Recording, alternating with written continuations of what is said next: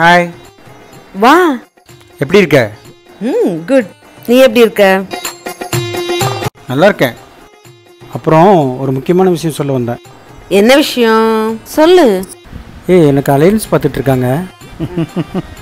கல்யாணம்னு வெக்கத்தை பாரு. சரி விடு. ஒரு பெஸ்ட் லைஃப் பார்ட்னர் எப்படி இருக்கும் நீ கொஞ்சம் சொல்லு.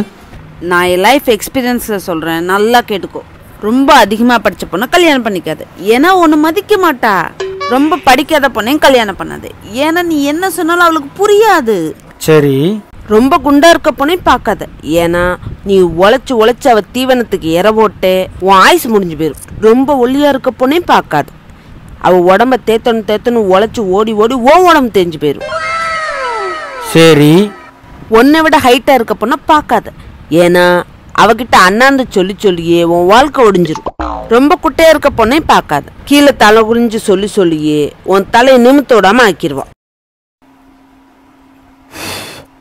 ரொம்ப அழகா இருக்க பொண்ணை கல்யாணம் பண்ணிக்காத, எப்ப எவன் தூக்கிட்டு போவான்னு அவளை காவந்து பண்ணிட்டு அலையணும்.